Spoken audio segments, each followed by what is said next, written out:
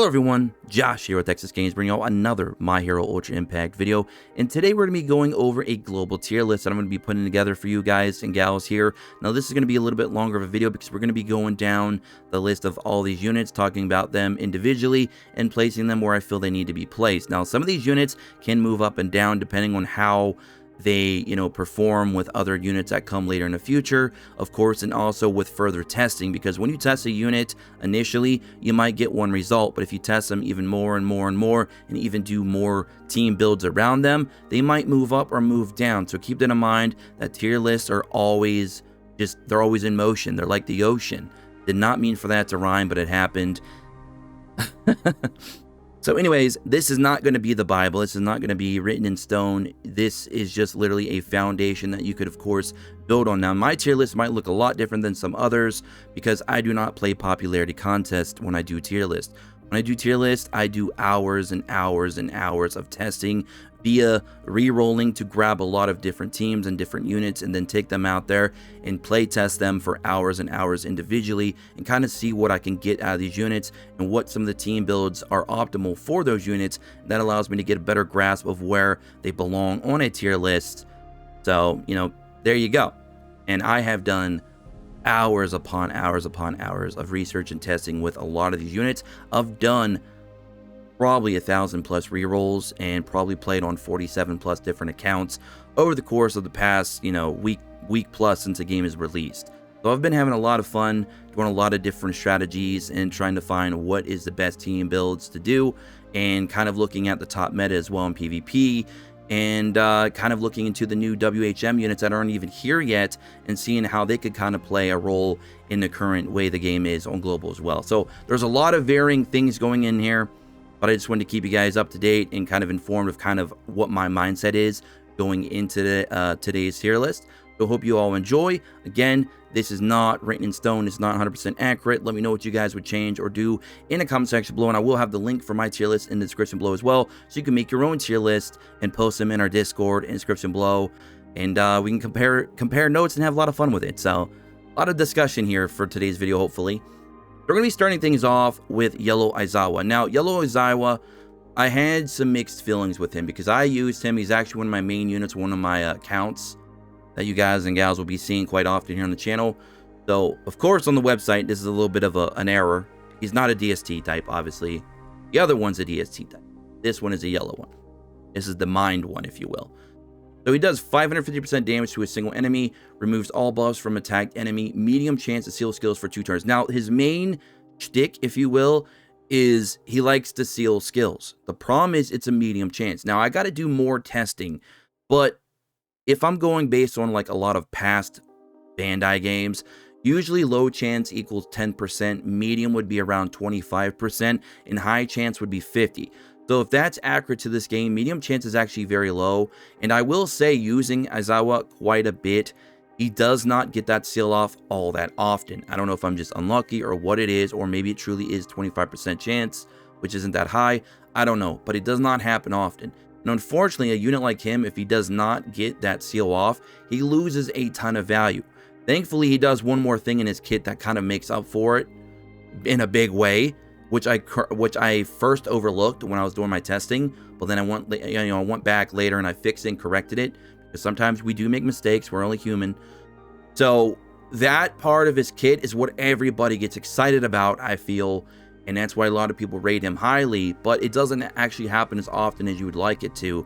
And outside of that, his kit kind of really falls short of the needle a little bit in terms of being a solid, powerful unit. However, in his first action skill, he does do one more thing that might be overlooked in a way, maybe even underrated for some, but might be even more, might be even better than the seal itself.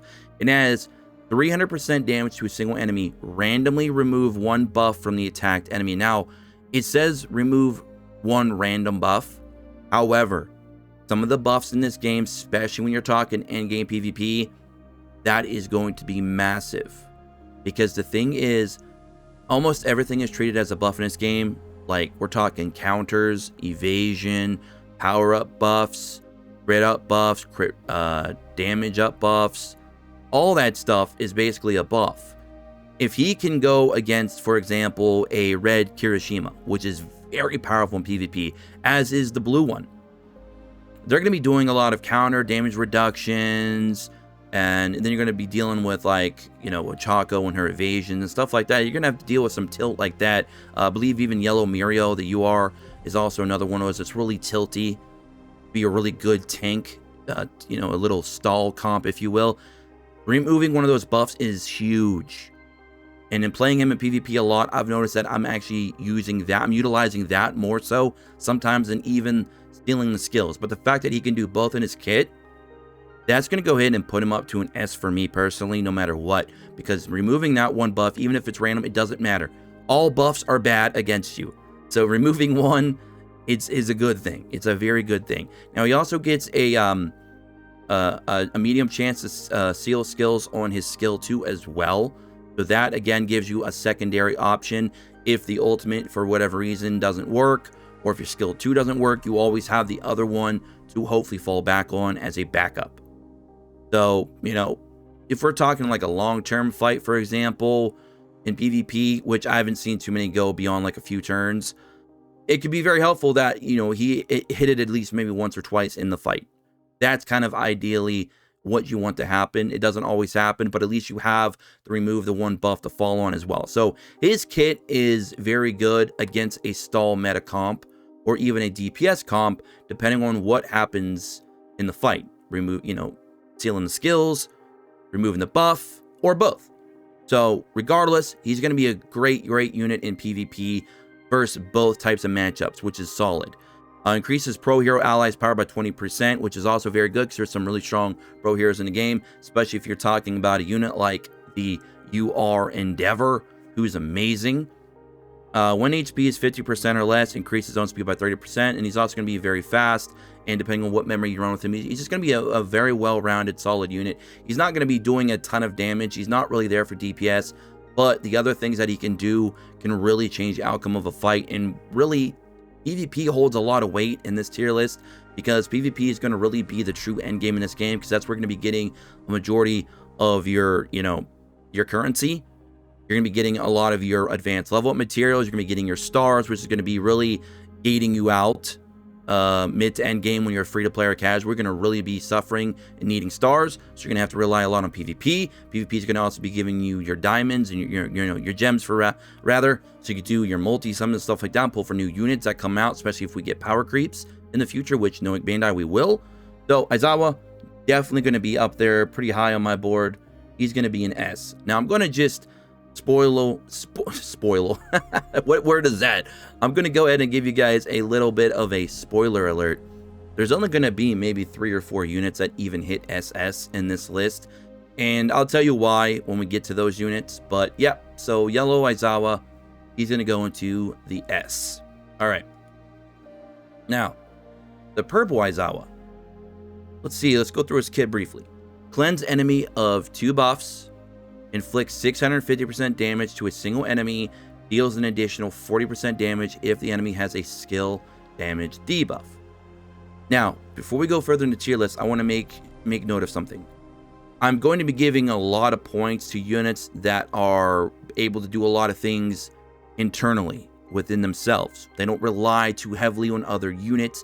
Those units will definitely get some extra credit, because that means that unit can be plugged and played into a lot of different teams, adds more variety, and that's great. That's very crucial in a game like this, especially if you're not willing to spend a bunch of money and you're very limited on what options you have. You need those options to be very good long-term options that can be utilized with other units that you might pull down the road. You don't want to be locked into one specific team, because if you don't get that team or get units for that team, you're going to find yourself suffering quite a bit in the game.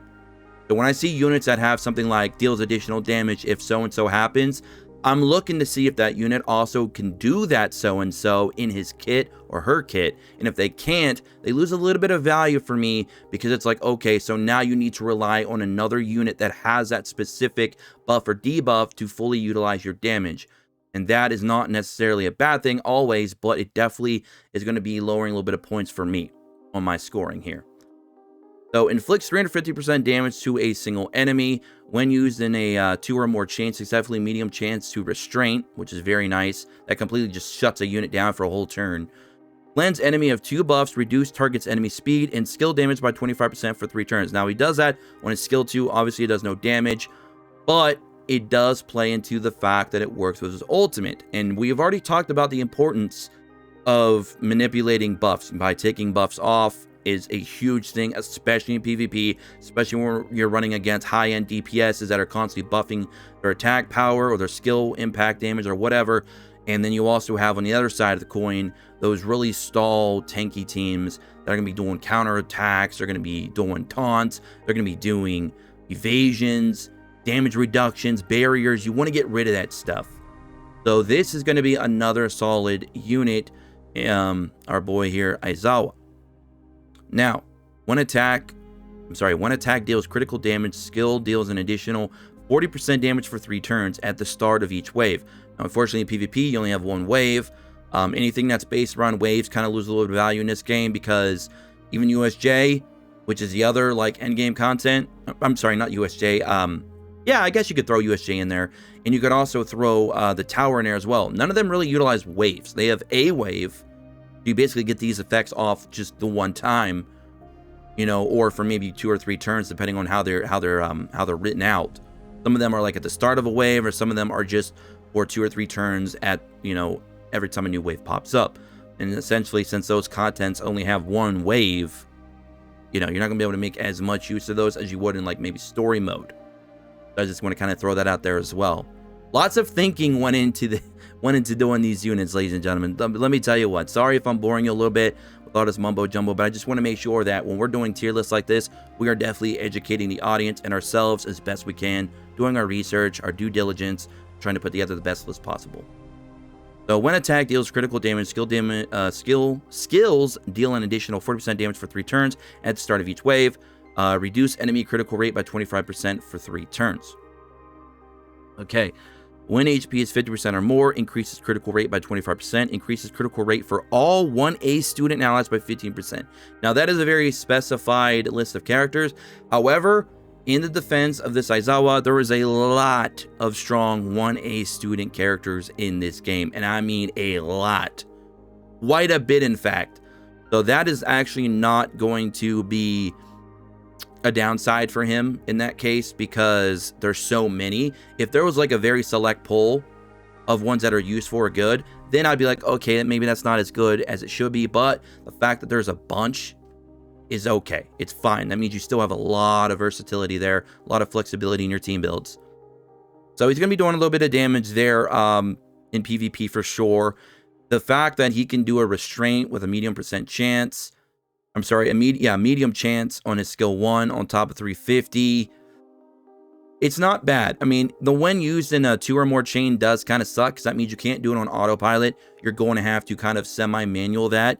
You're going to have to get 2 taps off when you're using him to get that to work for your chains. So that might be a little bit of a downside to the non-auto players out there. I'm sorry, for the auto players out there. So that might be something you might want to look into. That might be a little bit of a downside for you personally. But we can't really use that as a downside, because this is an in-game mechanic, and we are going to be utilizing the full mechanics in this game for the tier list. So we can't give them a knock for that. That's basically, you know, we just can't do that. It just would not make any logical sense. The cleansing enemies of 2 buffs is huge.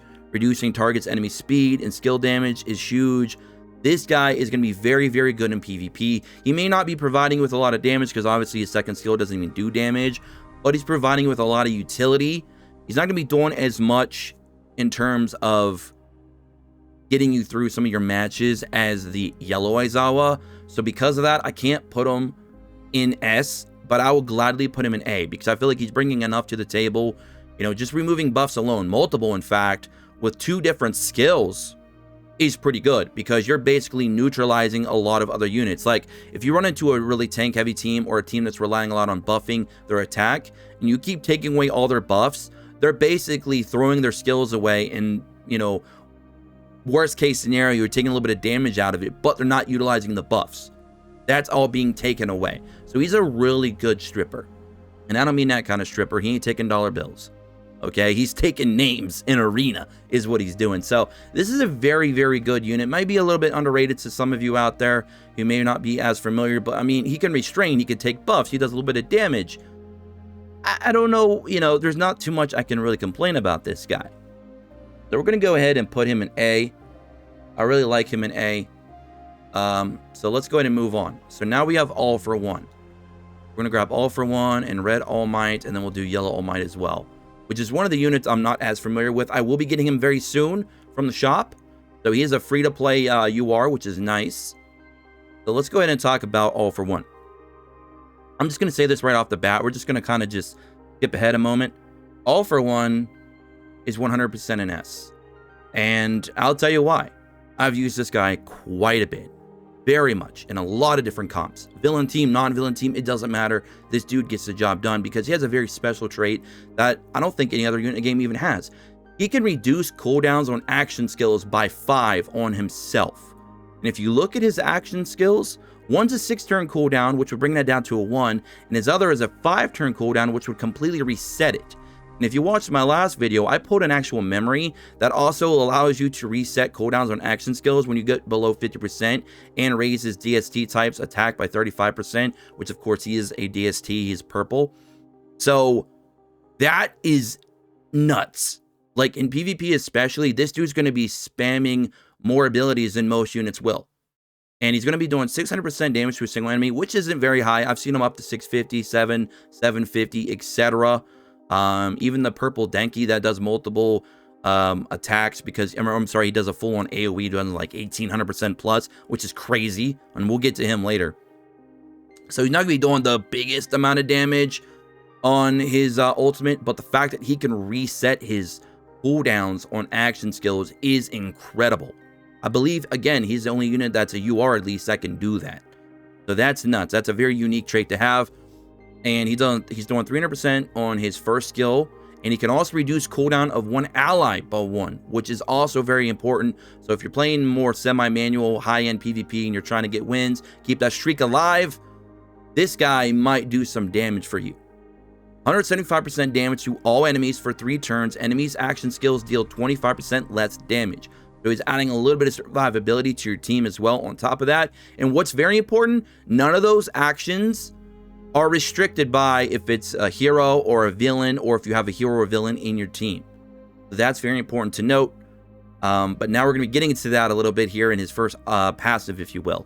When your HP is 50% or higher, increase power by 25% of all League of Villain allies, increases critical rate by 15%. So he increases his own critical rate by 15% and increases power by 20. I'm sorry, I read that completely wrong. He increases his own power by 25%, and then he increases all League of Villain allies critical rate by 15%, which of course will include himself. That doesn't specify not self included, which some of these skills will do. So very, very good. If you run him in a villain team, he's amazing. If you run him by himself with other units, he's still amazing. He's a very, very solid unit. 1 HP, and by the way, he has one of the highest base attack stats in the game. I think he's like top 3, maybe top 2, alongside the Red All Might, Yellow All Might, and maybe UR Endeavor. I think those are kind of the highest base stats, last I checked. I could be wrong, but I think it's somewhere around there in that realm. When HP is 50% or less, action skills deal 50% more damage. So there you go. And since he can spam his action skills more than pretty much most other units in the game because of the way his ult works, that's fantastic, which means he's also going to be allowing you to chain more often. That's one thing a lot of people don't understand too about the plus ultra gauges. If you want to spam plus ultra gauges, you need to do more chains, because you can get 10, 20, and 30% additional plus ultra gauge if you get a 1, 2, or 3 chain off. Some units, their chains are in longer cooldowns than others, so it doesn't always match up, and sometimes you find yourself in situations where you can't do a 2 or a 3 chain. This guy's going to be doing a lot more action skills, which allows you to do more chains in your fight in the PvP. That's important. So, All for One is an S. So there you go. Okay. Red All Might. Strength All Might. Now, this is the one that's also in the Raid Up banner alongside All for One, the Global Celebration banner, I do believe. Whew, okay, so he does 700% damage to one enemy, increases skill damage by 20% for all allies for 3 turns, which is awesome. If targeted, if targeted enemy has villain tag, increases skill damage by 20%. Now, that of course is going to make him a little bit situational there, slightly for that 20%. He could go from 720 to 740 with that, because essentially he's also increasing his own skill damage by 20 because of that first part of that skill for 3 turns, which is nice. So that 700 would go to 720, but it's only 20%. Some of these are like 40% increases if you hit a specific type of character, and that could be a little bit of a problem. Like you could lose, that's a lot of damage to leave on the table if you're not fighting that particular enemy. So overall, it doesn't make you as valuable as a unit that's just hitting that kind of number regardless of the type. So I could see some people's arguments on, okay, well, that's still 20%. It's still a good bit of damage that you're leaving on the table. It's not as much, though, as 40. And he is still increasing his own by 20 in your entire team. And not only is it just for your ultimate that's going to be being affected with that, he's increasing your skill damage by 20% period, which means your action skills are going to go, for him, for example, it's going to go from 350 to 370 for both, just because of that alone for 3 turns. So you got to also take that into account. Plus, it's going to also increase the damage on the rest of your team and their action skills and their ult, as long as it falls within that 3-turn margin. So in PvP, he's going to help your whole team do a lot more damage. And if you're running this like alongside like a red Kirishima, which is very, very powerful, who's raising strength attack characters attacking further, you're going to be doing some crazy, incredible damage between those, between that pairing, for example. Just as a quick little example. All right, so it inflicts 350% damage to one enemy. If target enemy has critical rate down, increases skill damage by 30%. If target enemy has attack down, increases skill damage by 20%. And that's only a 4-turn cooldown. We're going to get to these 2 skills in a moment. Let me read the second one first. If targeted enemy has speed down, increases skill damage by 30%. If targeted enemy has skill damage down, increases skill damage by 20%. Again, a 4-turn cooldown. Now, this is my issue. And we've talked about this earlier on in the video. I'm not the biggest fan of units that are relying on other units to put a specific buff or debuff on the enemy or themselves to get their full skills off, because then I feel like they have false skills. For example, this All Might does not have a increased skill damage by 30. I'm sorry, he doesn't have an attack down. He doesn't have a skill damage down. So, or an increased skill damage. Well, no, I'm sorry. I'm reading that all, I'm reading that all backwards. Those two are a tongue twister trying to read. Basically, he does not have an attack down or skill damage down in his kit. So both his action skills are more times than not just going to be doing just base 350, 370, whatever, depending on the situation, and before you include his passive or other, units. But he has to rely on other units to get those 2 debuffs off, to be able to extend his skill into doing more than just the initial damage. And that's a problem for me. That means he's relying a lot on other team comps to carry him to utilize his full potential, which again isn't always a bad thing, but in terms of tier list ratings, he just goes down a bit because of that. Okay? So not only does he already have to, be attacking a villain to get that 20% addition on his ult, now he's relying on units that can do debuffs for attack down, skill damage down. He's already turning into a unit that's very team reliant. Build plus Ultra Gauge by 30% once only at the start of each wave. Deal heavy damage for 3 turns. Again, that's decent. Obviously in the end game modes, there's only 1 wave, so you're not going to be able to utilize that very often. Let's see here. Cleanse, the first debuff any ally gains when HP is 50% or below. Deals reverse damage. Build plus Ultra Gauge by 40% once only. Again, that's not terrible, but it's just his main skills. They come with problems. They come with a little bit of baggage because he needs to be carried a bit to get those fully utilized. And because of that, I'm going to go ahead and put him in an A. I don't feel he's bad enough to be a B. He's still going to be outputting quite a bit of damage. He still has one of the higher attack stats in the game, if not the highest attack stat in the game. He's still doing 700 plus damage on his ult, so he's still going to be providing with DPS. It's just the intangibles, they're not there. They're not there. So where is he? He is down here, I believe. There we go. So we'll put him in A. We'll try to speed this up a little bit. So Yellow All Might. I think a lot of you are kind of getting him into my headspace. You kind of know kind of how I'm thinking here now. So I think we can kind of move on a little bit faster. Inflicts 750% damage to a single enemy. Applies high field to all allies for 3 turns. Now, high field is basically, it's giving you, let's say that right now, let's say that you're gaining a 10% plus ultra gauge for all 3 of your characters. Well, now they'll get 15% because that high field is giving you 50% more recharge rate on your plus ultra. So now instead of getting 10%, you're getting 15. So there you go. Very, very nice. And it's a big one, and it's a big 750. And again, he's one of the units that has a very, very high base attack stat. And he's free to play, which is really nice. You farm up the tower enough, you can get him for free and some of his shards. Inflict 400% damage to a single enemy. Inflict additional 40% if the enemy is a villain. So again, we have a little bit of that situation there where you have to fight a certain type of character. However, his base attack is already at 400, whereas the Red All Might was only at 350, and his base damage inflicted is 750, whereas it's only 700 with the Red All Might.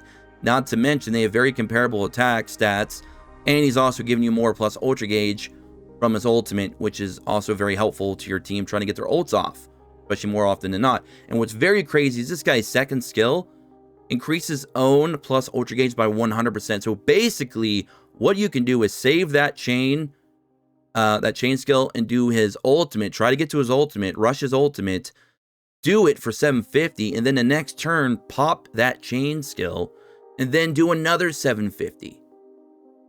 That's over 1500% of damage in just 3 turns. That's actually incredible. Now, the only downside here, and this is the only reason that I can't really push him to like an S, even though I feel that he's better than the Red All Might, I can't push him above that because if you try to utilize the strat I just did, which is the most optimal for damage, you will unfortunately not be able to chain as often because you're not going to be able to use this like right out of the gate, kind of like you'd normally do to get your chains up, to get your plus ultra gauge filled up for the other units pretty quickly, to do a lot of your ults fast as possible, especially in PvP, and more often, especially if you're trying to do like tower and USJ, trying to get your 3-star clears on some of those higher stages. So that might be a problem for some of you, to be honest, but the fact that he can do so much damage output by himself is incredible. If HP is 50% or more, increase power by 40%, which is even more disgusting. That's why I said if you can try and get a memory combination and rush this guy, his ult gauge as fast as possible, especially with other units in your team, like Hayo, for example. If you can rush his ult quickly, you could utilize this combo and utilize that big power increase, which is nuts. Now, this is what a lot of people are going to be looking at as a bad thing, and I don't know why. Because here's the thing. He's going to decrease his power and speed by 3% every turn. PvP, ladies and gentlemen, does not go that long. Especially when you're at endgame PvP. People are hitting hard. Like, you're either trying to stall out with a tank team, and even then, you're only going like 5-6 turns. 7 tops, maybe, that I've seen from like people that are running like 280 to 300k plus BP teams. Very good optimal builds too. And it's still, the game is not going longer than a few turns. So even if this goes off, it's not as bad. The speed decrease is probably worse than the power because he's already kind of making up for it if you keep him over 50%. Not to mention, if it goes 50% or less, he gets grit, which basically survives 1 lethal attack, and he increases 50% power for 3 turns anyways. So this portion isn't really concerning to me at all. It's still losing the speed, that could suck, again, but depending on your team build, that might be neither here nor there. It's not really a big as a factor as a lot of people think it is. So again, I feel with the amount of damage output this guy can do in a relatively quick fashion because of the way skill 2 works, I think I would love to put him in an S, but I just can't because again, this combination here, which granted is the optimal way to output damage with him, it's also going to screw up the rest of your team in terms of trying to do a lot of chain ups to get their plus ultra gauges up. So that might play a big factor in, depending on what type of team you want to build and stuff like that. And he also, again, he's losing out on big damage here because if it's not a villain, obviously. But again, like half the game is villain, half the game is hero. So it's not the biggest deal breaker. And a lot of people in PvP are utilizing both anyways. So again, I would love to put him at S, but I just know that I feel a little bit of a safer bet putting him at an A. I still personally feel overall he's better than Red All Might for the things we've mentioned. This is the way you can utilize him. But again, we're just going to go ahead and put him in A. And I'm not putting these in any order. Like, I'm not going to do like a 1A, 1B, 1C thing going from left to right or whatever. They're just all going in A, all going in S, etc. So there you guys go. Whew. Okay. Let's go ahead and throw her up there. Yellow Bakugo and blue Bakugo. We'll try and grab 3 here. Okay, so Asui, Roppy, whatever you want to call her. The blue one. Now, she's solid in my opinion. I mean, she has camouflage. She can boost your blue unit's attack as well. I believe she also fills up. Oh, well, I'm sorry. At the start of battle, fills all blue units plus Ultra Gauge. I don't know why I thought it was power, for example, for some reason, but it's actually plus Ultra Gauge, which is actually not bad either. 30%, that's huge. At the start of battle, dang. You run her with a blue Bakugo, you're doing something. And blue Deku is also very good too. We'll get to those units. All right, so she inflicts 700% damage, which is a nice big modifier. To one enemy, medium chance to confuse, which is clutch. I've seen confusion in action. It's very funny. For 2 turns too, not just a 1 turn. It's a 2-turn confusion. Medium chance, as I said, I think medium's 25% to 30%, somewhere around there. I could be wrong. I'll have to do more testing on that to get the exact numbers, or at least close to it. Decrease enemies, decrease enemy by 30%, 3 turns. Decrease enemy by 30. That's supposed to be defense? I'm not sure what that's supposed to say. I'd have to go back into the game and see what my Froppy's actual ultimate says. It's a little weird. It just says decrease enemy by 30% for 3 turns. I thought that was defense, but it could be speed or critical or something like that. Regardless, no matter what it is, decreasing anything by 30% for 3 turns is good. So we'll just put it at that. Inflict 350% damage to 1 enemy when used in a chain successfully. Now, when it says used in a chain, you only have to pop 1 off because 1 is a chain. 2 is a 2 chain and 3 is a 3 chain. So you can do that with just a single chain. Decreases enemy critical rate by 25% for 3 turns and decrease defense. Now, see, that is just a lot of utility in 1 skill. 350 single enemy. Using a chain, as I said, you only got to do it once. That's not bad. And decreases enemy's critical rate by 25 and defense by 15 for 3 turns on a 4-turn cooldown. That is an incredible action skill. Camouflage, as we mentioned, for 3 turns, increases all allies' critical rate by 20, which is huge. So, really, you're going to have a hard time dealing with this enemy unless you're using a lot of AoE. So, she's going to be very, very fun to play around with and be tilty in PvP, especially if you're trying to run a stall team. And I love stall. You know, I'm a cancerous player. It's fine. So, at the start of the battle, again, she raises all your blue units by 30% on their Ultra Gauge, which is huge because after you do a full 3 chain, that's already, what, 60% just there? Like, that's crazy. When Camouflage increases critical rate by 35%, so she's going to crit quite a bit because she's getting 35 when she's camouflaged. She's also getting, I believe she's also getting the 20% here as well. So she's already well over 50% crit, which is exciting. So you obviously don't want to use her ult yet until after you've activated Camouflage to make use of all that crit. But she's got a very good kit. She's doing a lot of decreasing on enemies. She's got a lot of utility for your team. She's going to be good in high-end PvP. And she's got a nice little nuke here on her ultimate. So we're going to go ahead and grab her. Where is she at? I think I've overlooked her. I probably won't buy her like 3 or 4 times now. There she is. So we're going to go ahead and actually put her up to... This one's a tough one. I feel like she's very underrated. Now, again, she's not doing any damage with her second action skill, but she's adding a lot of survivability to herself. She's adding a lot of utility to your team. She's going to be applying more damage after she activates that skill because of the additional crit. She's giving your team more options to do plus ultras, which is huge. You know, usually the first team that does more ultras than the other usually wins. Usually. She's got the confusion, which can be clutch, especially if you're running her alongside another unit that has a CC, like our boy Yellow Aizawa, for example. So, I really want to put her in S. I feel like she deserves to be S. This is a tough one. I know some of you probably want me to put her down at A, but I just felt, well, that's a lot of utility in one kit. Not to mention some of the units she's going to be paired up with are going to be pretty good as well. So, again, PvP holds a lot of weight in this game because that's pretty much where a lot of your resources are going to be coming from in game. So, PvP is very important. So, again, it holds a lot of weight here on this tier list. All right. Yellow Bakugo. Go down here. Inflicts 700% damage to one enemy. If not inflicted with speed debuff, increases skill damage by 20%. Inflict 350 to one enemy, increases speed by 30% for 3 turns. That could be huge in PvP. Increases critical rate for all allies by 20% when using a chain successfully. Again, we've already talked about the chain. Built plus Ultra Gauge by 30%.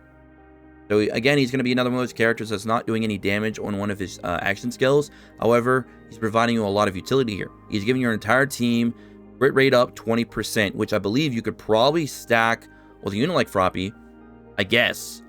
I don't know if I would run these two units particularly together though, but if that's what you got, then it might not be a bad way to make like a full-on crit team. Going to do a lot of crit damage. Why not? When using the chain successfully, fills plus Ultra Gauge by 30%. The only thing I'm unsure is if you can stack buffs. I'm not sure if they stack or if they're treated as individual. I'm not entirely sure. That's going to need more testing. But fills plus Ultra Gauge by 30% for himself is huge. Again, more plus ultras you do in a fight, better the chance you are going to win it.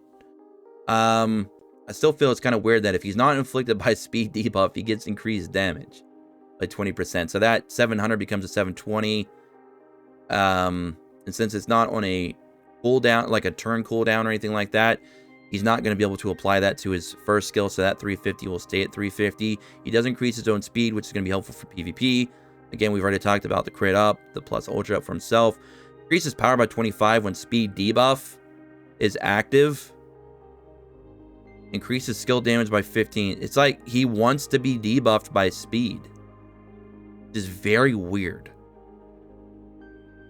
So he only increases power if he's... Oh, I'm sorry. No. There's two parts here. So he gets the increased power up no matter what.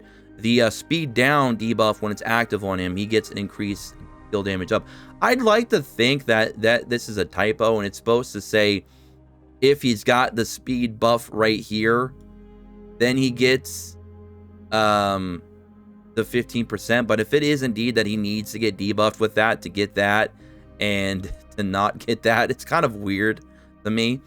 Increases skill damage by 5% every turn, max 40%, which is pretty huge, but it is every turn, so it's going to take you quite a few turns to build up to that, so it's not that great. In a long-term fight, sure, but really outside of like maybe, let's see here, I would say maybe in USJ, like a stage 4 or stage 5, that might come into play, but there's better options out there that kind of like do that already by default, and you don't got to build up for it. It's just going to be there. When non-inflicted with speed debuff, increases plus ultra skill damage by 25%. So that would raise that up to a 725 or a 745 if you include this 20 as well.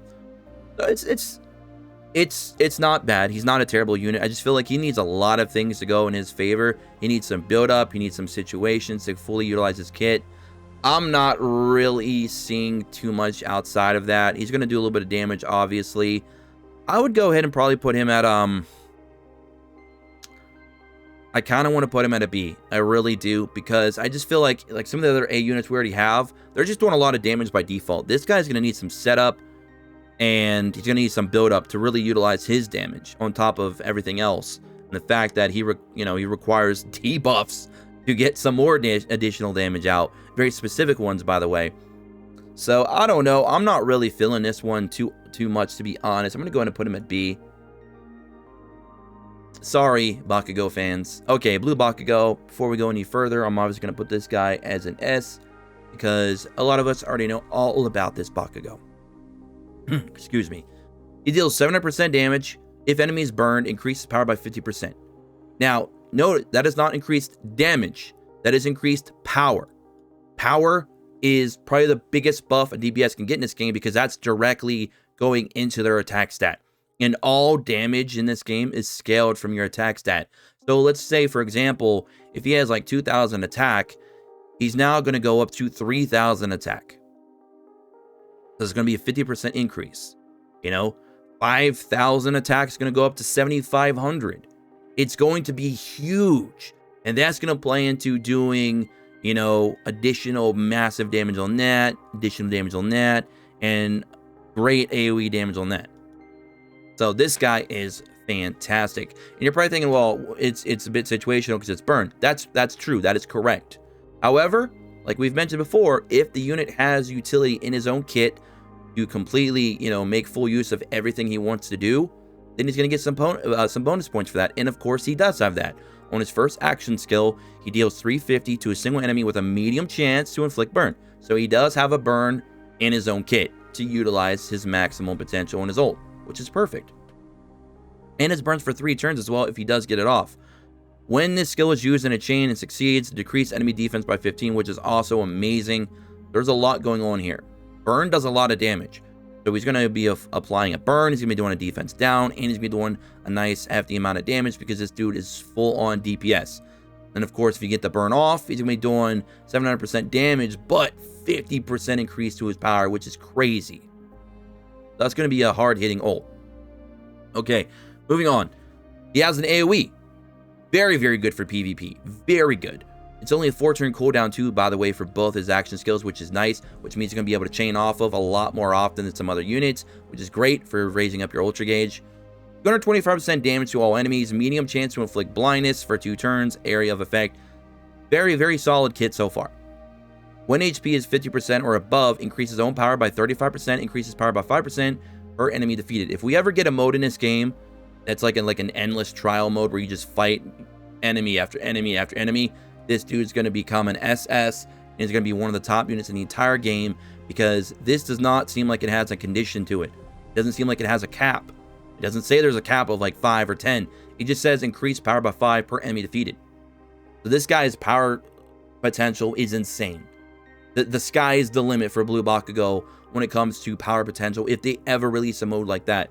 But even in like PvP, for example, if he defeats like 2 or 3 enemies in a PvP fight, I mean, that's still 15%, 10-15% additional power on top of when his HP is over 50. If you run him with a healer, he's going to keep topping up like a Hado or Chaco or even a Blue Momo. You're getting an increased power of 35 right there. So you're going to get like, 40, 50, 60% power up, 50% on his ult when he does his ult. That ult's going to do so much damage if all this is taken into account. He has a lot of power. Now, his power level up abilities are not on par with another unit we're going to talk about later. And he's a red unit. We'll get to him. But he's still got a lot of potency there with damage. When HP is 50% or above, increase own speed by 25%. Increases power by 3% every turn, up to 30%. Guy's incredible. Guy is absolutely incredible. And that is why he's an S. His damage potential is there. He's going to come in, do a lot of burst damage quickly. He's got really good low cooldown, so you can do his action skills more often in chains to get your ultra gauge up for your team. All that other good stuff and more. Just very good quality unit. All right. So we got Purple Bakugo. We've already got, we're not going to talk about any of the WHM units because we've already discussed that in our leaked banner video. You can definitely go check that out. We uploaded that a couple days ago. So that Bakugo, that red Bakugo story one, I'm sorry, the movie one, the World's Hero mission one, this one is going to go into A. He's a very good unit. We've already discussed him. And while we're on that subject, let's go ahead and grab the Midoriya as well. Also A, though I will say the Bakugo is better than the... Matter of fact, yeah, because the Midoriya is still... You know what? No, we're going to move the Midoriya down to a B. Because the Midoriya is actually really, really good. Like, not amazing, but really good. But the Bakugo is better. Then obviously we could grab the Todoroki while we're at it. The Todoroki is superior to both in almost every way possible, and going to end up being probably one of the better units in the entire game. We've already talked about these 3 units. If you want to see my thoughts and my review on these 3 units, definitely go check out my new leaked banner video that I posted a couple days before this video. He's going to be our first SS up here on the list. He is going to be one of the better units in the entire game. Okay, so it's going to be kind of like that. It's going to be an SS from him. The Bakugo will be an A, and the Midoriya will be a B. I kind of want to put the Bakugo up to an S, but the other Bakugo is already there, and he's just superior to the movie one, and he's already available in the game. So, you know, just he kind of like an instant power creep already. So I'm just gonna go ahead and keep him at S, keep him at A, and keep that Midoriya at B before we go any further. Just want to kind of get that out of the way. So again, we're back on, I believe, the purple Bakugo, right? So purple Bakugo, the Your Endeavor. We don't really need to talk too much about him. We kind of discussed him briefly on our summon video and how much I would love to have him in my red team. A lot of you can already go check him out already. Look at his stats. He is on the rate up of the current banner. You can see him real quick. So we're going to try and speed this along. We'll go ahead and put him in S as well. He's fantastic. One of the better red units in the game. So that'll allow us to jump into Hawk now and Blue Hawk. And that'll be a good spot to stop from now. We're going to try and speed these up because this video is already pretty long. We're sitting at over 45 minutes already. This is, whew, we're going to definitely speed this along. So, purple Bakugo, we're going to read his skills and then place them. Inflict 650 to one enemy, lowers enemy's defense by 30. Now, I'm going to say something. If you're looking for a guest unit, this is one of the best guest ultimates in the entire game. Because when you're talking about guest units, you want the ultimate to actually do something besides just pure damage, because you don't actually get to play with that unit. So you're not going to get to utilize their auto skills or action skills. You only get to use the plus ultra. You get to do it one time. So it needs to be something that is going to be, you know, withstanding for the rest of your team for more than just the initial damage. So getting a lower enemy's defense by 30% for 3 turns is huge. So if we made a tier list for guest ultimates, he'd be one of the top of the list. So let me just put that out there. If anybody has a purple Bakugo, for the love of everything holy, build him up and put him as your main, as your all rainbow unit for people to go ahead and grab and use for their teams, because that is huge for the rest of your team, especially if you're talking about USJ. If you're trying to knock out a 3-star clear in one run, that is huge. Okay, just wanted to say that. All right, inflicts 350 to one enemy, increases plus ultra gauge by 30%. You know, increasing his plus ultra gauge is going to be very good and useful in PvP and other content like Tower. Inflicts 200 to all enemies, so not quite as high as the other Bakugo at 225. Low chance to blind. Also, I believe the other one was low or medium, but still 25% less damage there. Reduces enemies' defense by 15, but this is a good makeup for that additional damage that you're not getting, because 15% AoE, that's incredible. AoE, 15% damage down, 200% to all enemies. He can raise his own plus ultra gauge, and he's also lowering defense on his ult by 30% for 3 turns, which again is huge for guests. Skill deals 5% additional damage every turn, up to 40%, increases plus ultra gauge by 40% after 10 turns. Now, the 10 turn thing, again, you're not going to get that to go off very often at all, so that is a little bit of a hurt on him there. And again, like we said with the other units, skill deals 5% additional damage every turn, up to 40. That's going to take some build up. And at the start of each wave, deal heavy damage for 3 attacks when HP is 50% or more, increases speed by 30%. So he's going to be very fast in PvP. He's going to be doing AoE, defense down. He's going to be pumping up his own ultra gauge. He's going to be doing defense down on his ult as well, which is of course going to be a little bit lower. It's not even in the 700%. So he's going to be doing less damage than some of your other units, but he does carry a lot of weight when it comes to lowering defense and allowing your other units to do a lot more damage themselves. And, you know, having 2 skills that lowers defense is huge, especially the one that's an AoE. So that's definitely giving him some props there. But again, everything else is going to be a bit of a build-up, and he's not going to be hitting as hard as some of the other units that we have in A.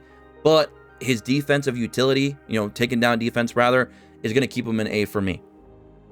So this is the purple Bakugo. We need to find him here. Purple Bakugo. The only Bakugo I see is this one. Did I mix them up? I think I mixed them up, didn't I? Oh, yes, I did. Oh, crap. This Bakugo needs to be an S. There we go. And then this one needs to be an A. I like that. That's not bad. Okay. Moving on. Hawk. This guy is going to be an S by just straight out of the gate, because this guy is fantastic in PvP. He has so much utility in his skin in PvP. He also has the ability to, of course, gain himself evasion, which is nice. And he does 350% damage to a single enemy. All allies add second attack chance for 2 turns, which is crazy. You're able to do more abilities. Inflicts 225 to all enemies. Ally speed increased by 15%. That's huge in PvP. The only thing that sucks is he doesn't have a speed debuff in his kit. So he is suffering from one of those situations. But he does increase his power. I'm sorry, for 1 turn he does gain evasion. He just doesn't get the increased power. But the thing is, though, about him, I don't really consider him a DPS per se anyways. Because, yeah, he's doing 650, he's doing 225 AoE and 375 single. It's kind of what he's doing to the rest of your kit. At the start of the battle, all allies evade 1 attack, which is huge.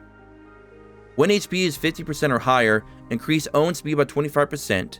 Increases own power by 35% when evasion is active.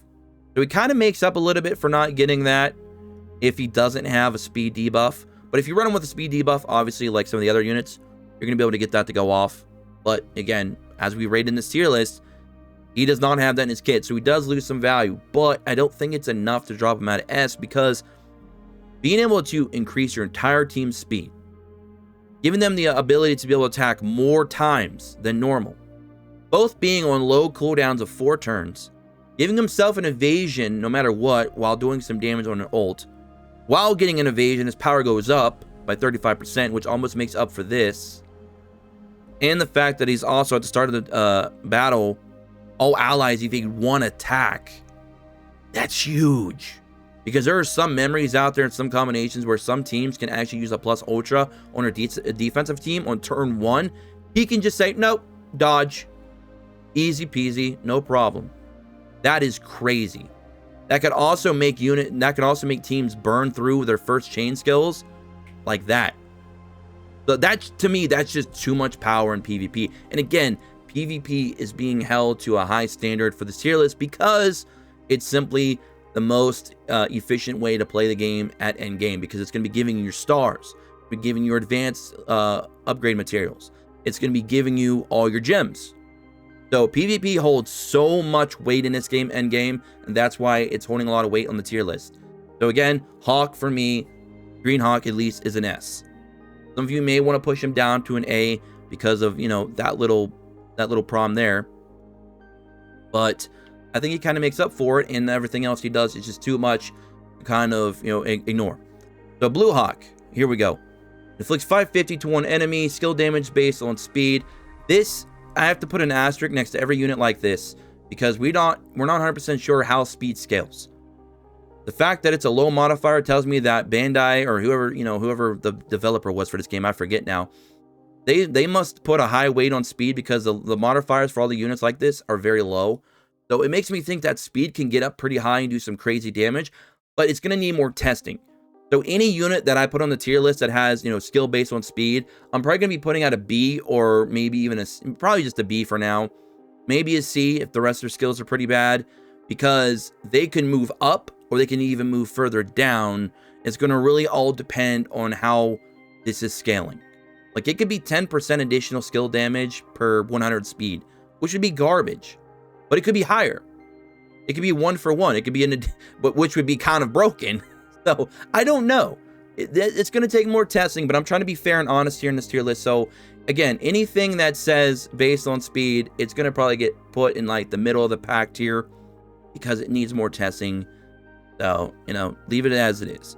Inflict 150 to 1 enemy skill. Again, like that is so bad. But this could make up for it. We don't know. We need more testing.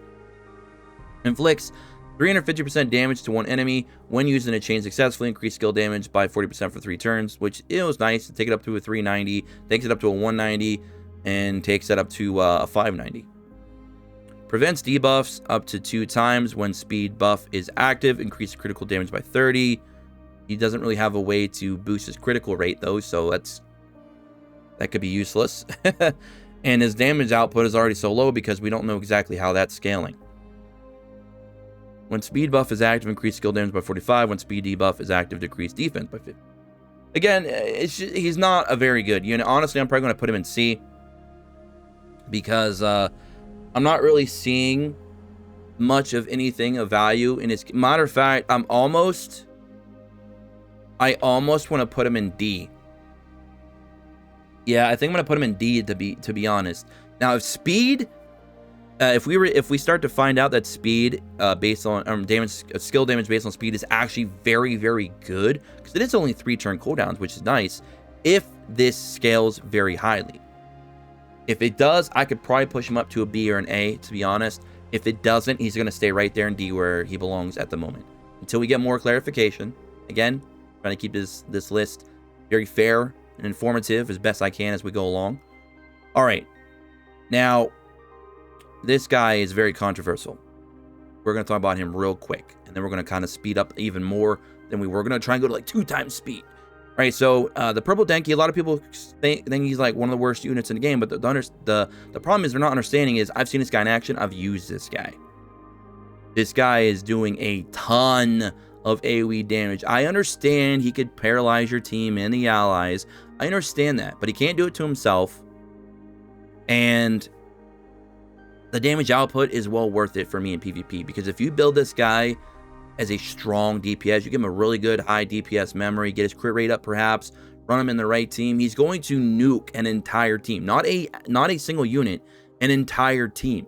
Inflicting 600% damage to 3 different units, which I believe is like, that goes up to like 1800% plus. And if you look at some of his other skills down here, it's going to exceed 2000 plus total damage. That's insane. That's disgusting. Yes, he has a lot of problems with paralyzing him, his own teammates, hurting his own teammates. I think he even hurts his own defense. Yeah, self-defense, if he's confused, that is. When confused. From the 5th turn, increase plus ultra gauge. Again, not too many fights are going to go to that point. Maybe 1 or 2 here and there. But for me, it's the totality of his damage on his ultimate that is disgusting. And he does have a lower cooldown on his first action skill, which is 310 damage to one enemy when HP is 80% or more. Increases skill damage temporarily by 50, which of course would push that to 650 each, just right there and then. Doesn't say for how many turns though. When HP is 80% or less, increases chance to paralyze. Medium chance to paralyze one enemy for 1 turn. Now, again, you could neutralize the enemy team quite a bit with the paralyzing, but it also can affect your own team as well, which I know a lot of people are like, I don't want that to happen. That could really screw you over. It's just the totality of that damage is just too hard to ignore. It's just so much. It's like one of the most devastating ultimates in the entire game. But it does have a lot of backlash and a lot of backfire, if you will, because of some of the rest of his kit. So I can see where some people are a bit, worried on him. He's definitely a polarizing figure. On one side, he could be extremely good. On the other, he could kind of screw you over, depending on the situation and how things play out. But again, that ultimate is so much damage. So I just cannot put him in a C or a D. So for me personally, I kind of want to put him in the middle of the pack here. I want to give him a B. Because I feel like in certain situations, in certain teams, he could be as high as a freaking S or an SS, depending on what type of crazy team that you could build around him to utilize the maximum potential of his damage on that ultimate. But then again, if you don't have those specific units or that optimal situation, he could probably drop down for you because he might screw you. So for me, I kind of like him in the middle of the pack here. He's a very polarizing character for sure. Now, the blue and red Kirishima. Now here's a debate for a lot of you. They're both equal. I don't want to say they're both equally good because I do consider one better than the other, but they're very comparable, put it that way. So the blue one, he gets 650% damage, increases defense by 20% for 3 turns, gains grit, which means he can survive a lethal attack. Inflict 300% damage to 1 enemy, taunt enemies for 3 turns, gain barrier for 2 hits. Barrier just means he takes 0 damage. It's just straight up 0 damage. So he's going to get a taunt and take 0 damage for 2 hits. And he's going to do that taunt for 3 turns, which is very annoying in PvP, trust me. Counters normal attacks for 3 turns, gains barrier for 2 hits, increases skill damage by 30% for 3 turns. Now that skill damage, of course, will be applied to his first action skill and his ultimate if you do it within the 3 turns. If unit takes critical damage, increases skill damage by 5% up to 30. When HP is below 50%, increase skill damage by 35%. So he could do a little bit more damage the more times he takes critical damage. Increases blue allies max HP by 25%. So if you run in with like a blue Momo and a blue Bakugo and like a blue Deku, like a mono blue team, they're going to be pretty tanky. You're going to have a nice tank there too. You're going to have Froppy in there with camouflage, being a real tilter, doing some good damage with her criticals. You're going to have a nice, tank in there doing a lot of taunting and barriers, damage protection like that with your boy blue Kirishima. But the red one, red Kirishima, man. So this guy inflicts 650 as well to a single enemy, but he gains barrier on self for 3 hits. Now, he doesn't give himself 3 turns of 20% defense up. However, he just says no to 3 hits, period. You can utilize this very effectively. If you use your ult on the same turn, an enemy might be using their ult after you've already applied a taunt. He takes 0 damage. So he doesn't care if his defense is up by 20%. It doesn't matter. He's going to neutralize that damage to 0 anyways. For 3 turns, counter all normal attacks for 2 turns, reduce self-damage taken by 40%, which is huge because you can stack that for at least a 1 turn here with his skill 2, which would, reduce damage by 80% for that 1 turn, and then the 40% for 2 turns. And to me, damage taken down 40% is way more valuable than defense up by 20. Because defense up is defense. Damage taken is damage. One is not the same as the other. Defense might lower the damage taken a little bit, but you're taking the entirety of a damage from a skill, everything included, and you're decreasing it by 40. Just no matter what, it's decreased by 40. That is huge. That is absolutely huge. Okay? And then all power, all strength type allies increase their power by 25%, which is very crazy because some of the better units in this entire game are also red. So blue has some strong units, green has some strong units, and red has some strong units. And when you see the end of the tier list, you're probably going to be seeing it's going to be leaning a little bit more towards red at the moment anyways. That might change in the future, obviously. Increases plus ultra gauge by 15% every time you inflict critical damage. And if you're doing counter attacks and they crit, well, that goes up. And then you can ult again and then gain another barrier for 3 hits. Dude is amazing. He's one of the better units in the entire game. And he's a little bit better than even his other self, the blue version. And the blue version I regard as an S, which means, of course, red Kirishima will be an SS. Just a fantastic unit. Now, we're getting into the Midoriya. Now, I'm going to say right now, the yellow Midoriya is got, based a lot on his speed and his kit as well. But he has a little bit more, he has a lot more damage to offer than the other Hawk that we had down here at D. So I kind of want to put him at a B real quick as well. Actually, to be honest, I will put him at a C. I will put him at a C for now. He is one that can move up or move down as well when we get more testing involving with the speed mechanic, because he's really centered around that. Blue Midoriya, the blue Deku, he does a lot of good damage as well. He's got a lot of damage in his kit, but he also has evasions as well in his kit when he gets a little bit lower. So he has some really good survivability. I really like him a lot. He's an S for me. I'm sorry, an A for me. The green Midoriya, we're going to talk about him real quick, and then the red one. I'm trying to speed through some of these that I know very well, and then talk a little bit about some of the ones I want to make a point on, or that I'm not as familiar. So hopefully, we're doing fine here. The long video. Inflicts 650% damage to one enemy, gains grit twice. So he can survive a lethal attack twice. That's insane. Inflicts 350 damage to one enemy when using a chain successfully. Increases skill damage by 20% for 3 turns. That'll take it up to 370 or 670. Increases plus ultra skill gauge by 40% for 3 turns. Builds plus ultra gauge by 40%. So that 40% is going to go apply to that. 690 plus 20 is going to be 710. That makes that a pretty nice size ultimate, plus it gains a 2 times grit. And he's also raising his plus ultra gauge by 40% off of that. So if you do a successful 3 chain, you do that, and then you have maybe a memory or some other unit to buff, you might be doing a 2nd turn plus ultra. But obviously you might extend that to the 3rd turn. That way you get both these in first. So regardless, you're going to be doing a very quick plus ultra with this unit. When HP is 50% or less, increases power by 35% and increases speed by 20. So he has power up of 35, which is big too. When HP is 30 or less, increases skill damage by 45, which again is really good. Yeah, you're thinking, oh my god, 30% or less, that's very situational. However, he gains grit up to 3 times So this dude has some survivability. He is very self-aware of the situation. He's like, yo, bro, when I get low on HP, I'm gonna dodge. Something Gohan still has trouble doing in Dragon Ball. But this Izuku, this Green Midoriya, this Deku, he knows all about dodging. So this guy is actually pretty good. So I definitely want to put him in A as well. Where is he? He is right here. All right, now Red Deku.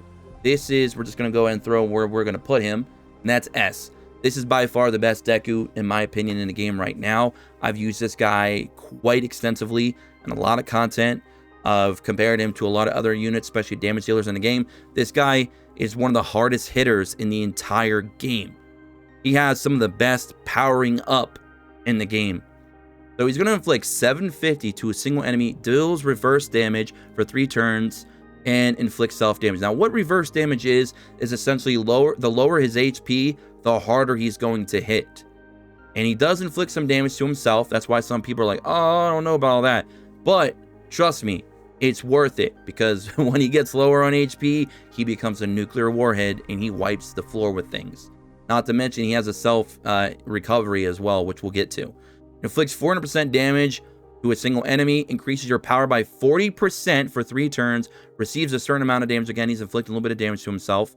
That's kind of his kit.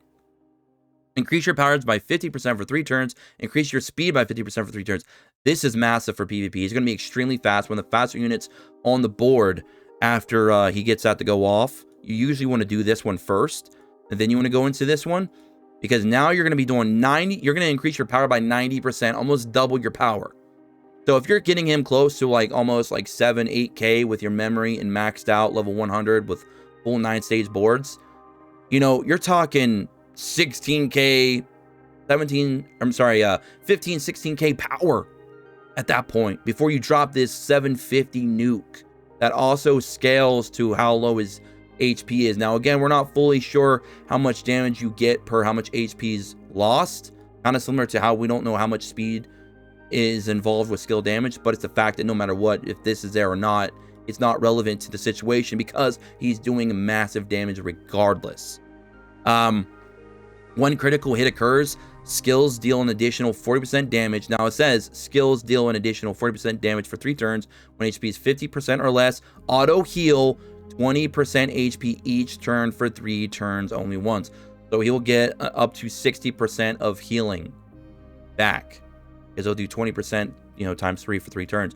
So he does have a built-in heal mechanic. And again, fights do not last more than a few turns. So he only has to survive for the few turns. He's doing crazy amounts of damage. And every turn, he's going to hit harder and harder and harder, essentially, because the way his kit kind of works. It's incredible. And he increases his critical rate by 35% when your HP is 50% or less. Again, his whole kit is full-on synergy. It completely works within itself, works for him, and if you run him with certain other units, he's going to be doing some crazy levels of damage you've never seen before. And the fact that one of the units that you're going to pair with him is going to also protect him in a way as well, and that is our red Kirishima, and the fact that we listed him as an SS, and he's going to be giving him 20 additional power up as well.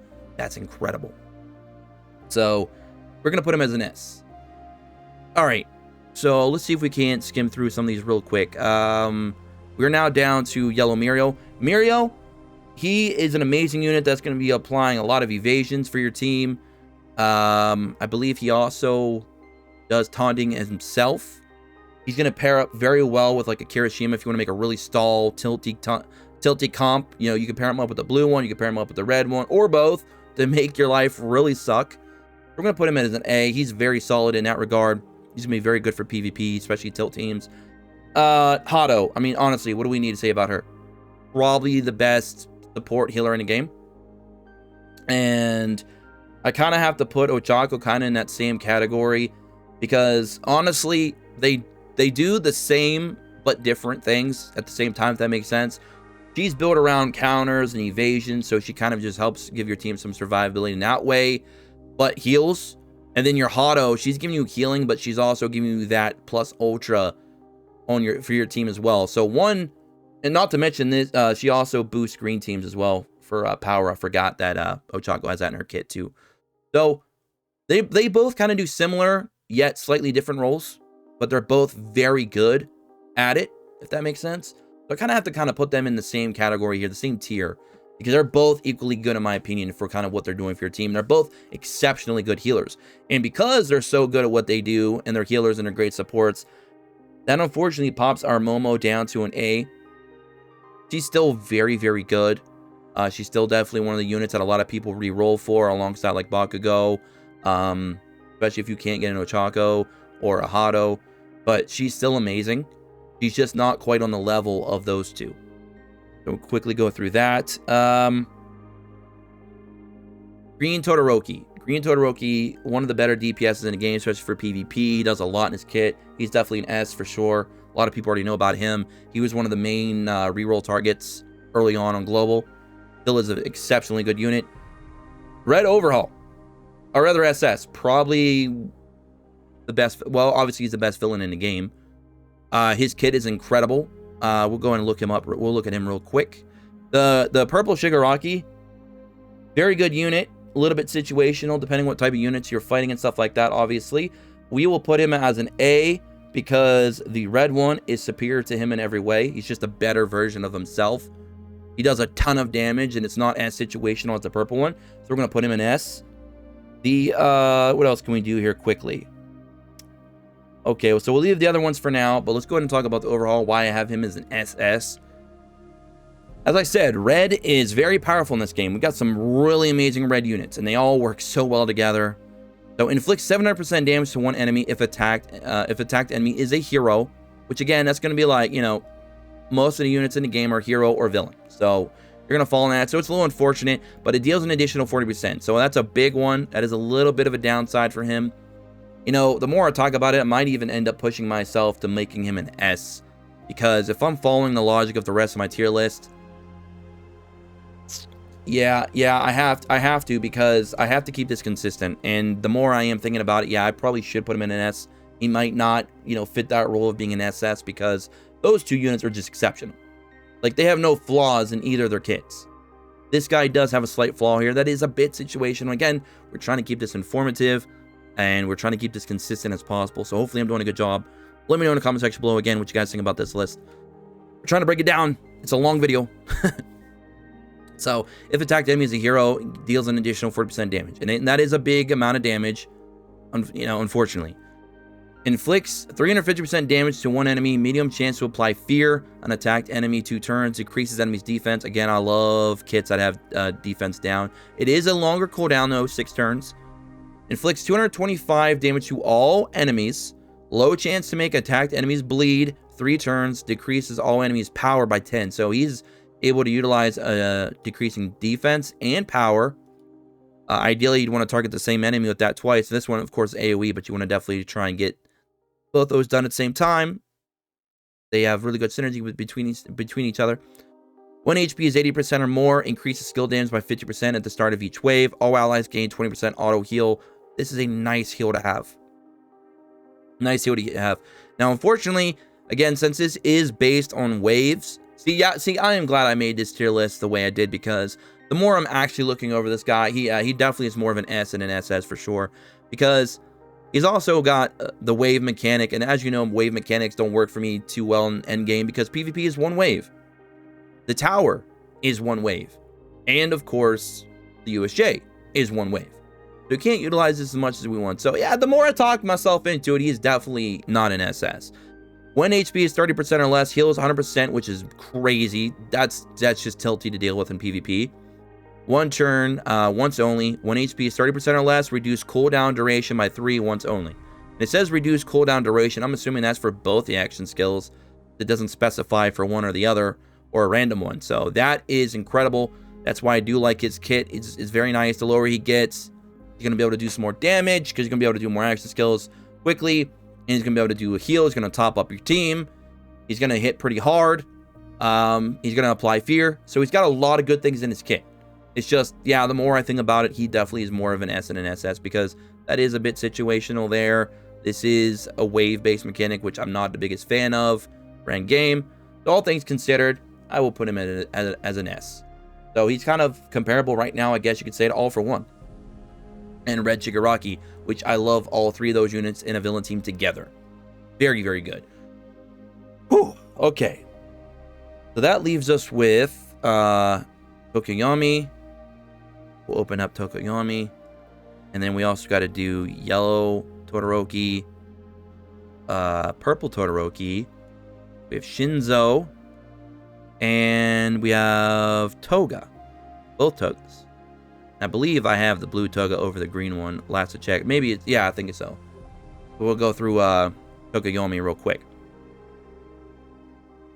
650 damage to one enemy. Decreases enemy's critical rate by 20%. 3 turns. Decrease enemy skill damage. That's a solid ult. Damage to one enemy. Decreases enemy critical rate by 25 again. So you could basically take away their crit rate for the most part. Holy crap. Increases attack by 30%. Gain double tap 3 turns. So that allows him to attack multiple times. When double tap activates, increases attack by 15% and speed by 20%.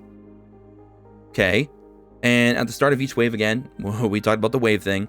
Gain double tap for 3 turns and increase speed by 10% speed for 3 turns. When speed is increased, increase attack by 20%. So it's just going to be doing a lot of damage in PvP, and he's going to be hitting quite often. The problem is, my issue with him is I've seen his attack stat. I'm seeing his modifiers and the fact that this one isn't an attack either. He's going to definitely increase his attack quite a bit. He's going to attack often, but I don't think he's bringing enough damage to your team. Because all of this stuff that he's doing, it's all for himself. It's not really increasing your team. And it's not really helping do much outside of just attacking more often with himself. And unfortunately, I feel like a lot of this double tap damage is going to get wasted because he's not doing it on action skills or anything like that. It's going to be mostly just normal attacks. So with this guy, I feel that if you get this guy some really good crit rate up memories, he's going to be putting in some good work for damage. But that's pretty much all he's doing. He's just going to do a lot of normal attacks.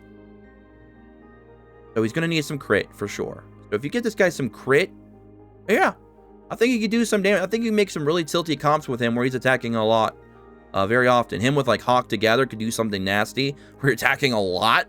Actually, the more I think about that, that's actually a really good combo. Hawk and, yeah, Hawk and Tokoyami. Green Hawk and yellow Tokoyami. That could be really nice.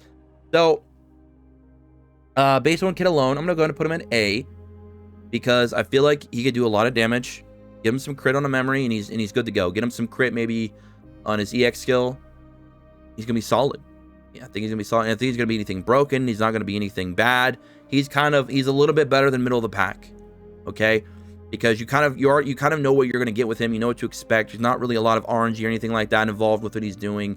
He's pretty much just gonna go in and attack multiple times, do some damage. If you get some crit on him, that's going to be very, very helpful. You're going to be doing a lot of normal attacks. Pair him up with a guy like Hawk, which we already have rated pretty highly up here as an S. And you could do some work. Not bad, actually. I was expecting him to be a little bit worse than that when I read over him, because I've used him a few times, but I never really really got deep into him, like dissected him and seen how he ticks. You know what I mean? But nah, it's not bad, actually. The more I think about the things you can do with him.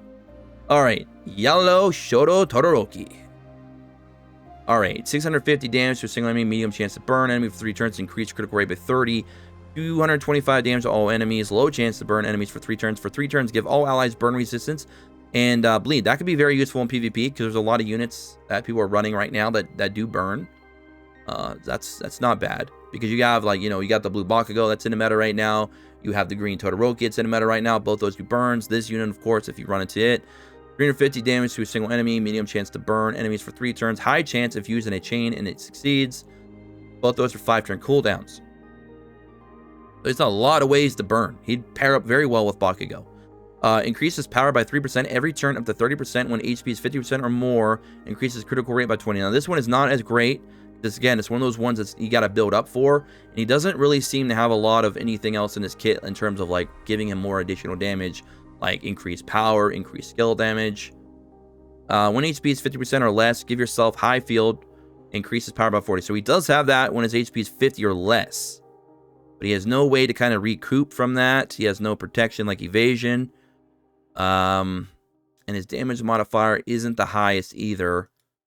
compared to some of our other big damage dealers in the game. And he is, of course, a damage dealer. But he applies burns. If you're looking for a unit that can apply burn, he's going to be your man.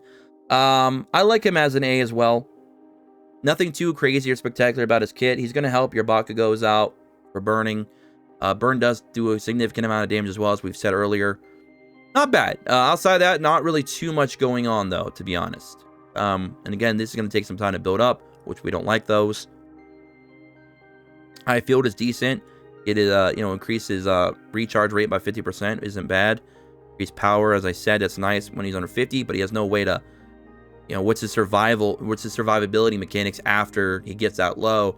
That's my concern, and the fact that there's other better damage dealers already available on our board here. So, yep, okay. Now, Purple Todoroki. I think I kind of was very sour on this guy. He didn't look like he was doing too much of anything. So, he inflicts 700% damage to one enemy. Increases critical damage. Oh, actually, that might have been the other Todoroki that I was a little underwhelmed with. Yeah, it might have been the... I don't know. We'll read over them and let me double check. It might have been the yellow one, to be honest. Inflicts 700% damage to one enemy. Increases critical damage by 40% if critical hit. Low chance to burn enemy. Now, my problem with this is doing 700, which is incredible. But critical damage by 40 if critical hit. Low chance to burn enemy. So, then increases critical damage. Increases critical rate. Oh, never mind. I read that wrong. See, some of these are worded really weird. So, the critical hit is what's going to cause the low chance to burn to go off. So if you don't critical, then you don't get this, but you get this anyways. But it's only going to be for that one move. So that could actually turn into a big nuke as well.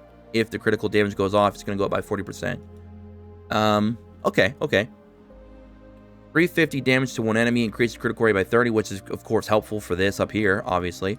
When using a chain, 3 turns, medium chance to freeze. Freeze is always a very good CC because it locks down a unit, and then you can hit them big. So I believe every time you freeze, you get a crit off of a freeze, or you do additional damage. I forget which one it is. It might be both.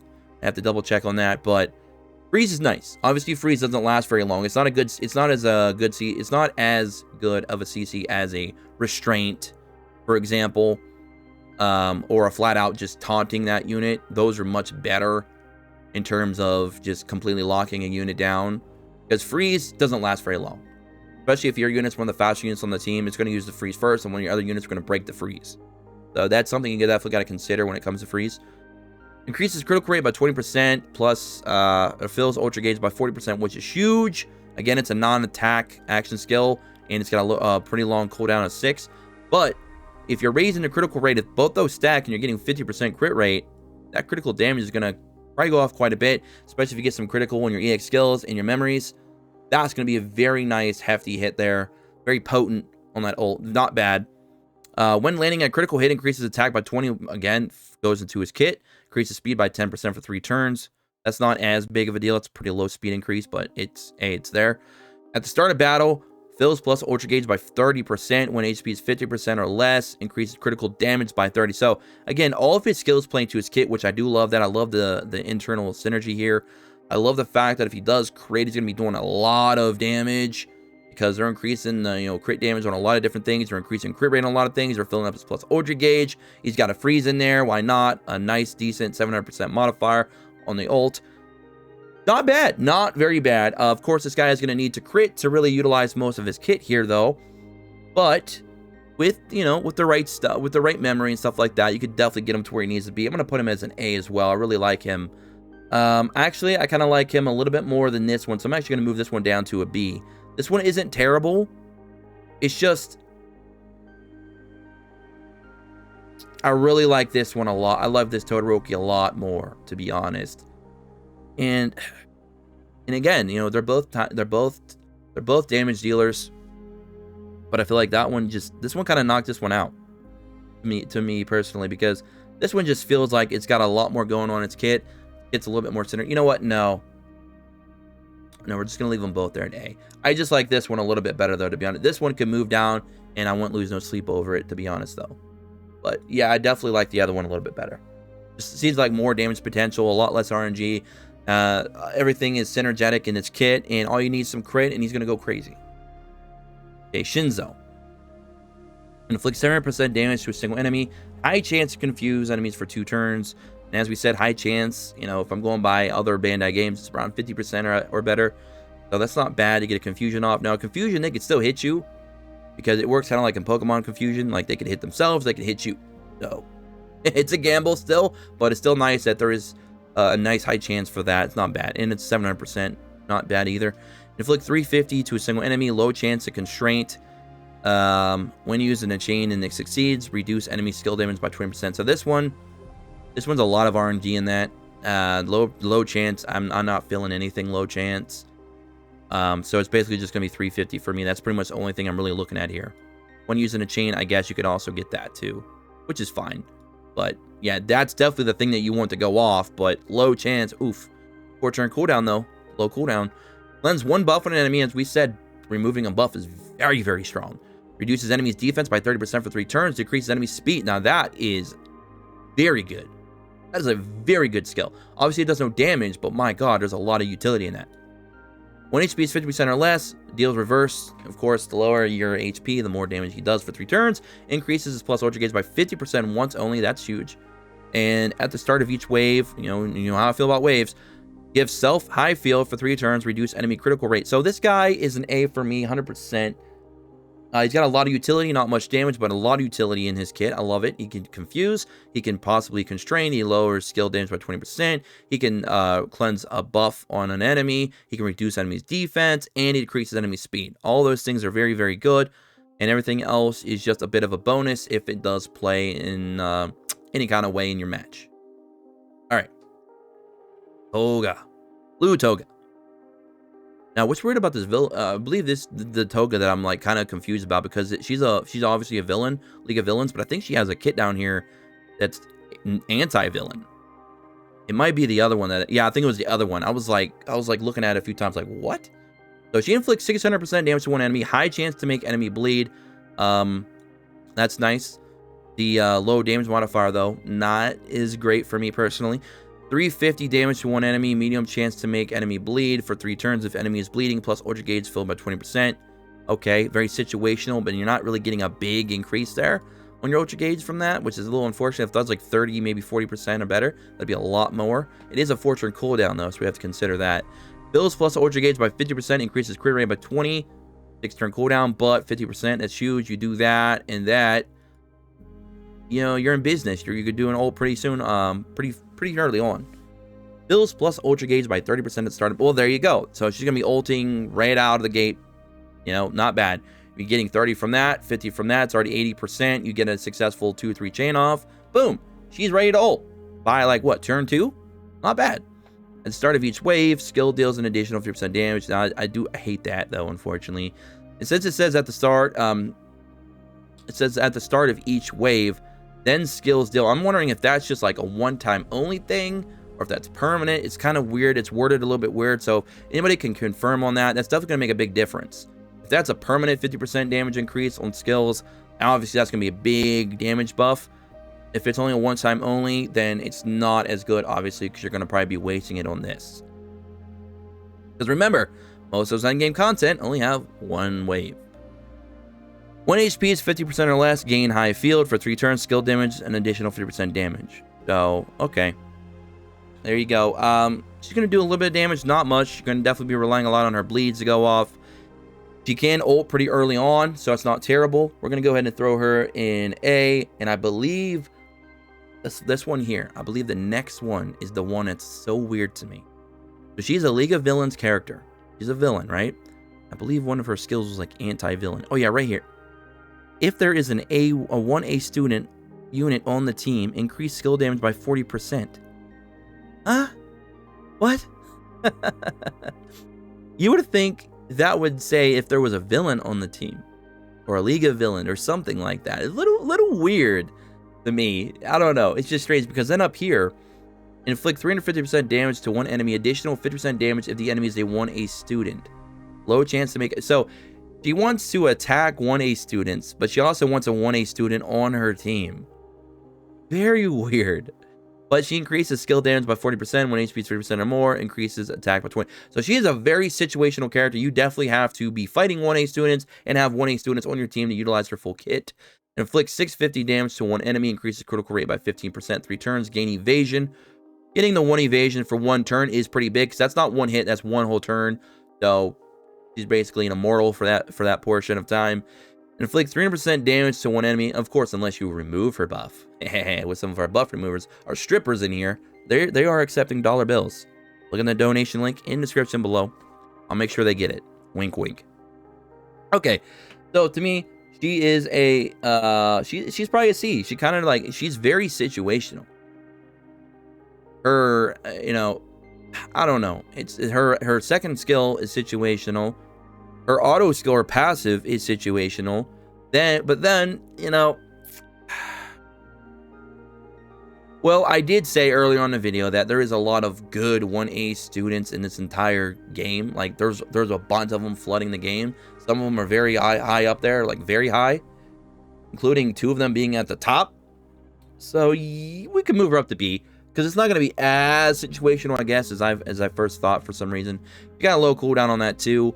She's going to be revolving a lot around bleeding, though. She has to get her bleeding off, or she's going to be losing a lot of damage from her kit, because that's kind of what her kit is like really being based on. She does have evasion too, from her ult, which is nice. Maybe she's not as bad as I first thought. I'll put her a B. I'm not seeing much value from her. I just don't really feel like she'd really bump anybody out of my team to make room for her, to be honest. She's not really doing a whole lot of damage. All of her increases are based on something else. Like, something has to happen to get those increases. They're not just flat increases like, hey, you know, you're low on HP, get this boost. Or, hey, at the start of the game, or start of the battle, start of the wave, get these boosts. Like, she's not really getting a lot of that, unfortunately. So, like, she's getting this. When HP is 50% or less, increased skill damage by 20, increased speed by 30 when evasion is active. So, like, a lot of her kit relies on something else happening. Yeah, I'm just not a big fan of that Toga, unfortunately. So, there is my tier list. We have 2 units that I consider SS. The new Todoroki that'll be coming very soon. The red Kirishima, which I just think is just so good. His entire kit is perfection. Like, there's no flaw in his kit. His kit, it does everything you want it to do. He does damage. He tanks. He mitigates damage. He counterattacks. He protects allies. Like, he does it all. Todoroki, you're talking about a damage dealer. He's going to be doing so much things for for not only himself, but your entire team as well. We've already went over him in the other video.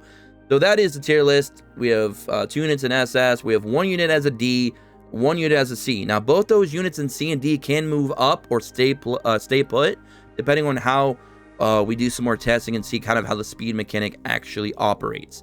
Because if it does very well, those 2 units can move up, and then there will be no units at C or lower, or they could stay put if the modifiers are still low. So this list might change in the future. Actually, I'm almost guaranteeing you that it will, because new combinations, new team builds can come out of this, and we can create some crazy things that'll move some of these units up or down. The meta might change. New power creep units might be dropping, which, of course, knowing Bandai, they will, let's be honest. So a lot of things might change with this list, but this is my list so far. Let me know what you guys and gals think. Again, I'll have the link for this in the description below. This video was super long. We are, man, hour and 30 minutes in. But I wanted to make sure when I do a list like this, I do it right. I go through everything quickly. Units that I was very well aware of and what they use, I tried to throw them on there quick, give you brief explanations to kind of speed up the video. Sorry, this video was over 90 minutes long. This is definitely not your typical tier list, but I wanted to make sure I got all my information and my perspective into this so you guys know where I'm coming from and how I'm kind of rating these units. Let me know again what you all think in the comment section below. Be sure to read as many as I can. Don't forget to join our Discord, subscribe to notifications, follow me on Twitter at XDisplays, and I'll catch you all in the next one. Until then,